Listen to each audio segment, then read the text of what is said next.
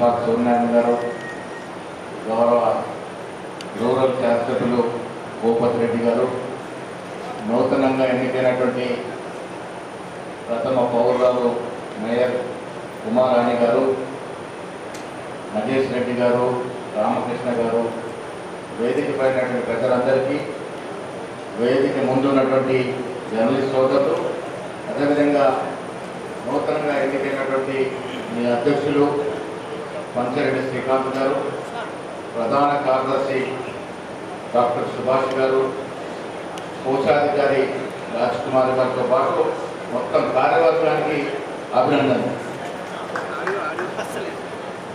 పాత్రికేయుడు journalist అనే పదానికి భారతదేశంలో కానీ ప్రపంచంలో ప్రత్యేకత ఉంది. జర్నలిస్ట్ లేనిదే రాజకీయ నాయకుడు లేడనే సూక్తి నేను నమ్ముతాను. ప్రతి రాజకీయ నాయకుడు ఎదుగుదలలో ఎంతోమంది జర్నలిస్ట్ దాగి ఉంటారు. నా రాజకీయ ఎదుగుదల కూడా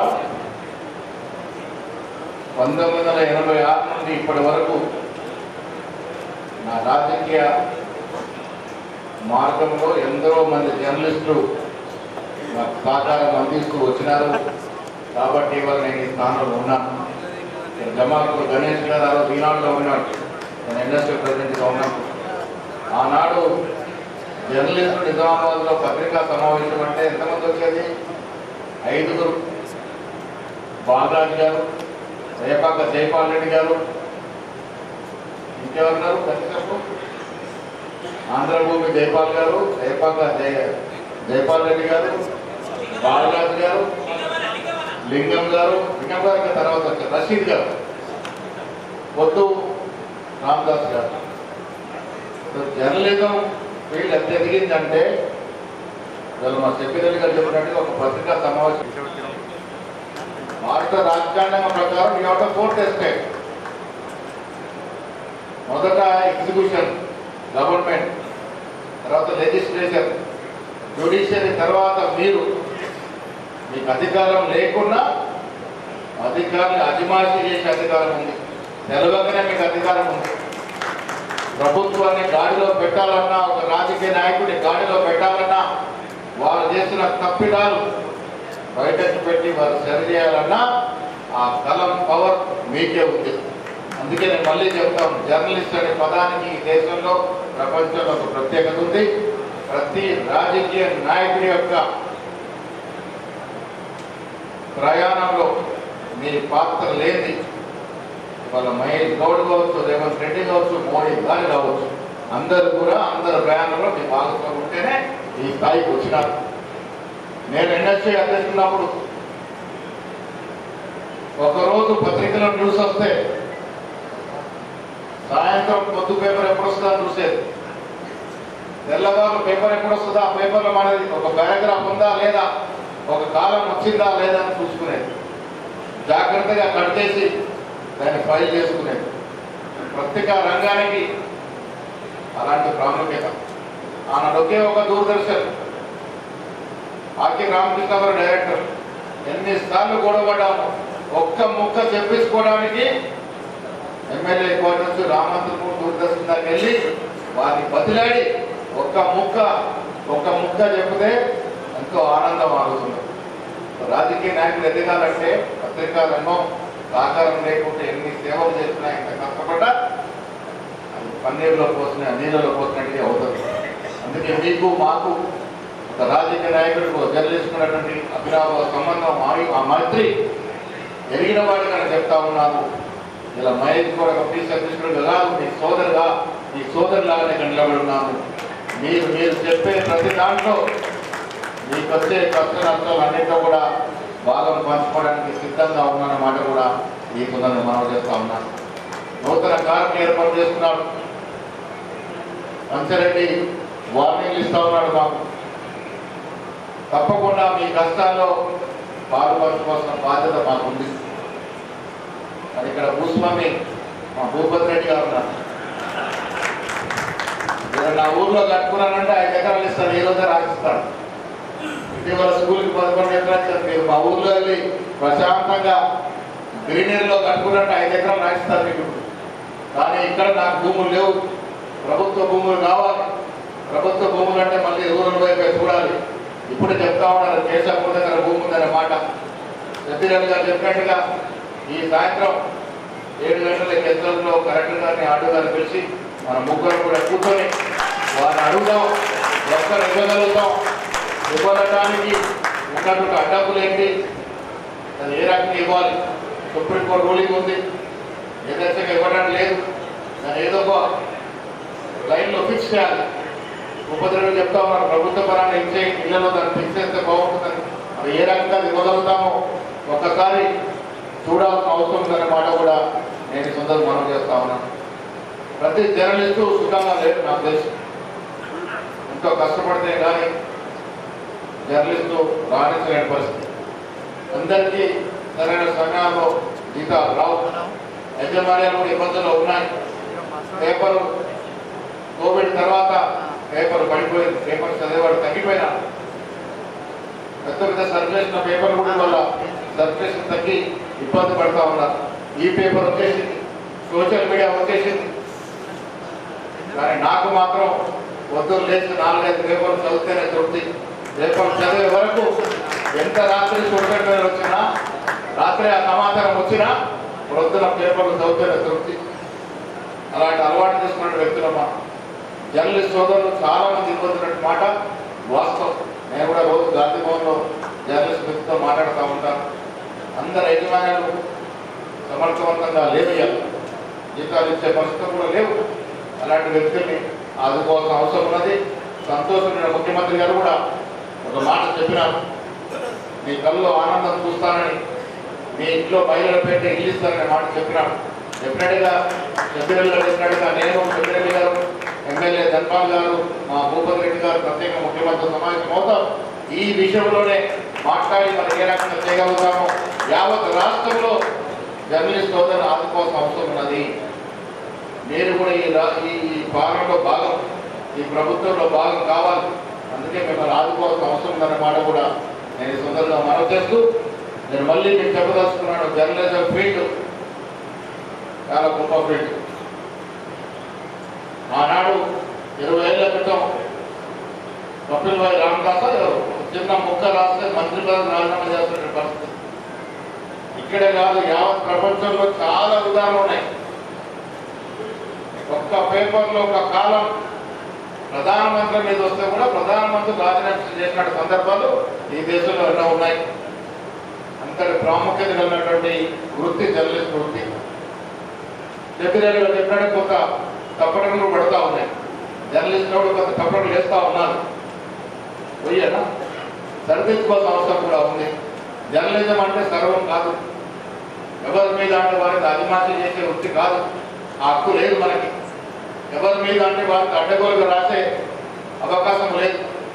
కొంత జరుగుతూ ఉంది. ఎల్లో జర్నలిజం అంటాం మనం. ఎల్లో జర్నలిజం వైపు కూడా కొంత పోతా ఉంది. నేను మీకు సరిదిద్దుకోవాల్సిన అవసరం ఉందని చెప్పాలి. డెఫినెట్గా స్వాగతిస్తాం. మా తప్పులు మాకు తెలవు, వెనుక జరిగే వాస్తవాలు తెలవు. ఏం జరుగుతుంది, జిల్లాలో ఏం జరుగుతుంది, పట్టణం ఏం జరుగుతుంది, ఎక్కడ తప్పిదాలు జరుగుతున్నాయి చెప్పాల్సిన బాధ్యత కూడా మీదే. సరిదిద్దుకోవాల్సిన అవసరం. వాస్తవాలు రాయండి, పని చేసే వారికి కితాబు ఇవ్వండి, ఇంకా గట్టిగా పనిచేస్తాం. పని చేయని సోమరిపోతులకు చురుకులు పెట్టండి. పనిచేసే విధంగా పనిచేసే అవకాశం ఉంటే సరిదిద్దుకుంటాడు. ఆ జాగ్రత్తలు చూపించాల్సిన బాధ్యత మీది. అందుకే మిమ్మల్ని ఫోన్ చేసుకోకుండా ఎగ్జిక్యూషన్ పవర్ లేకుండా యూఆర్ సో పవర్ఫుల్. జ్యుడిషియరీని, లెజిస్లేచర్ని, ఎగ్జిక్యూషన్ని హద్దులో పెట్టే పవర్ మీకుంది. అందుకే మిమ్మల్ని 4వ రాజ్యాంగ శక్తిగా అభివర్ణించింది రాజ్యాంగం. కాబట్టి ఆ దశగా మీరు ప్రయత్నం చేయాలి. నిజామాబాద్ విషయానికి వచ్చినప్పుడు జర్నలిస్ట్ అందరూ కూడా నాకు పరిచయం సోదరులాగా ఉన్నాం. డెఫినెట్గా ఏ రకంగా చూసుకోవాలో దాంట్లో మార్చుకుంటాం.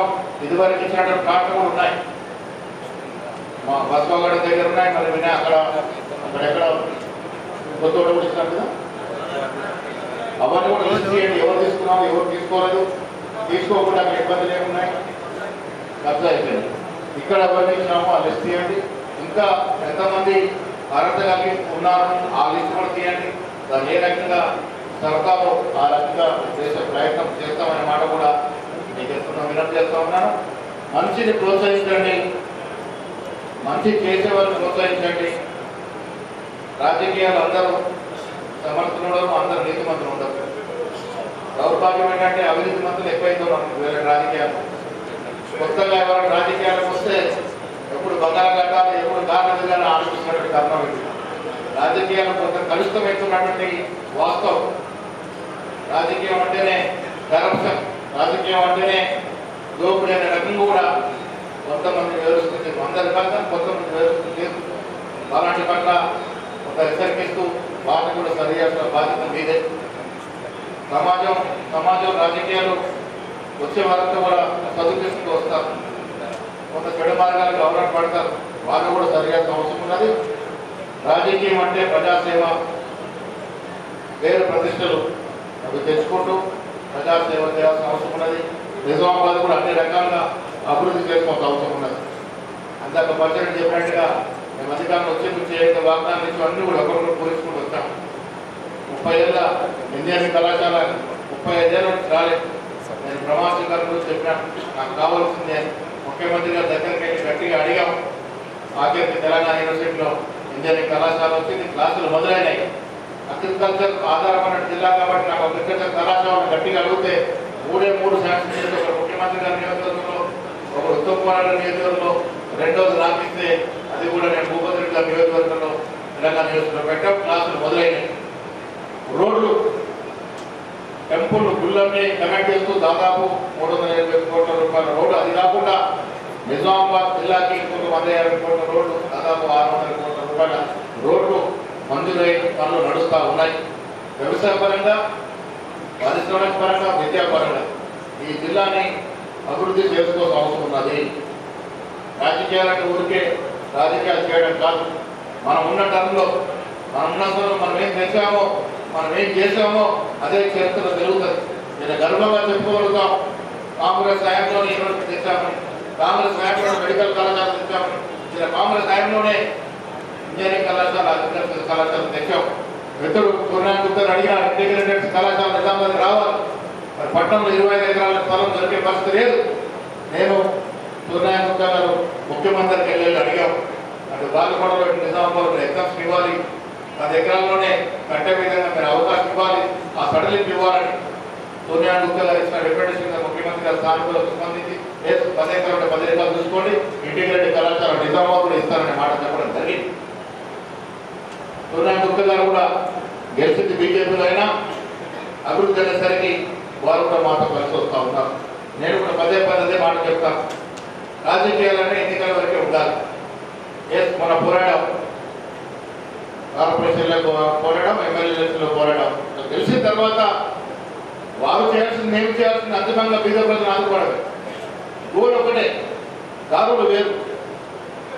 ఆ దారులు పార్టీలు కావచ్చు, రాజకీయ పార్టీలు కావచ్చు, ఇక్కడ అంతిమ లక్ష్యం బీద ప్రజానిగా ఆదుకోవడం. ఆ దశగా పోవాలి. నేను నక్సలైట్ విషయంలో మనం మాట్లాడుతున్నాను. ఎస్, నేను ఒక నక్సలైట్ బాధితున్నాను. కానీ ఇలా సరెండర్ నక్సలైట్ కూడా 35 ఏళ్ళు, 40-45 ఏళ్ళు వేసి అజ్ఞాతంలో ప్రజల కోసం జీవితం గడిపినారు. వారి అంతిమ లక్ష్యం కూడా పేద ప్రజల యొక్క అభివృద్ధి. కాంగ్రెస్ పార్టీ లక్ష్యం కూడా పేద ప్రజల అభివృద్ధి. ఇద్దరు లక్ష్యం ఒకటే, దారులు వేరు కావచ్చు. అందుకే అన్నాను, ఎవరైనా మామూలు వచ్చి కాంగ్రెస్ పార్టీ ద్వారా ప్రజలకు సేవ చేస్తారంటే ఇంతకన్నా మంచి ప్లాట్ఫామ్ లేదని మాట చెప్పినాను. ఇంతకన్నా సోషల్ సెక్యులర్ పార్టీ కూడా లేదు ఈ దేశంలో, ఎవరైనా రావచ్చనే మాట చెప్పినాను. మీదైనా మాదైనా మీరు రాదు ఎందుకు రాస్తారు? ఎక్కడో బీదవాడికి అన్యాయం జరిగితే దాటికి అక్షంతో రాస్తారు. ఎందుకు రాస్తారు? మీ లక్ష్యం కూడా పేదవాడి జీవితంలో మార్పులు రావాలని. మా లక్ష్యం కూడా అదే. పార్టీలు ఏదైనా అంతిమంగా రాజకీయ లక్ష్యం అభివృద్ధితో పాటు పేద ప్రజలకి సంక్షేమం ఇవ్వాలి. ఇలా కాంగ్రెస్ ప్రభుత్వం ఈ రాష్ట్రంలో ఇక్కడ సంక్షేమం ఈ దేశంలో ఏ రాష్ట్రంలో రావట్లేదు. ఎస్సీ, ఎస్టీ, బీసీ మహిళలకు న్యాయం జరగాలని రాహుల్ గాంధీ కోరుకుంటే, రేవంత్ రెడ్డి గారు అక్రమాన్ని చెందినప్పుడు కూడా పునఃసర్వే చేసి ఈ రాష్ట్రంలో బీసీలకు రిజర్వేషన్ ప్రయత్నం చేసినాం. దురదృష్టవశాత్తు కోర్టులో ఆగిపోయినారు. ఎస్సీలకు కానీ బీసీలకు కానీ మైనార్టీలకు కానీ అందరూ కూడా సమానంగా ఫలాలు అందాలనేది రాహుల్ గాంధీ గారి కోరిక. ఆ కోరికని ఈ రాష్ట్రంలో కాంగ్రెస్ ప్రభుత్వం రేవంత్ రెడ్డి నాయకత్వంలో ఒకవైపు అభివృద్ధి, ఒకవైపు సంక్షేమం ఇస్తా ఉన్నాం. ఆ దశగా అభివృద్ధి చేసుకుంటా ఉన్నాం. నేను మిమ్మల్ని కోరేది, నిజామాబాద్ జిల్లా పారిశ్రామిక పరంగా, వ్యవసాయ పరంగా, విద్యా పరంగా ఒక మేటి జిల్లాగా చేసుకున్నాము. ఈ 3 ఏళ్ళు మాకు అధికారం ఉండే టైం ఉంది, ఇంకా 5 ఏళ్ళు కూడా మేమే వస్తాం, దానికేం అనుమానం లేదు. కానీ మీ సహకారంతో ఈ జిల్లాని అన్ని వేళలు అభివృద్ధి చేసుకున్నాం. అభివృద్ధి విషయంలో పార్టీలకి తావు లేదు. నేను చాలా సందర్భాలు చెప్తా ఉంటాను. సోనియా గుప్తా గారు కూడా బీజేపీ శాసనసభ్యుడైనా అభివృద్ధి విషయానికి వచ్చినట్టు మాతో పాటు కలిసి వచ్చి వేషాలకు పోకుండా ముఖ్యమంత్రి దగ్గరికి వెళ్ళి కావాల్సిన కార్యక్రమాన్ని అడుగుతా ఉన్నాం. ఆ దశగా ప్రయత్నం చేసుకున్నాం అనే మాట మీకు నా మాటగా ఇస్తూ, మీ అధ్యక్షుడు చెప్పినట్టుగా ఇళ్ల సమస్య చాలా రోజులు ఉంది. నగరంలో మీరు చూసుకోమంటే మీకు దొరకట్లేదు, మేము చూద్దామంటే మాకు దొరకట్లేదు.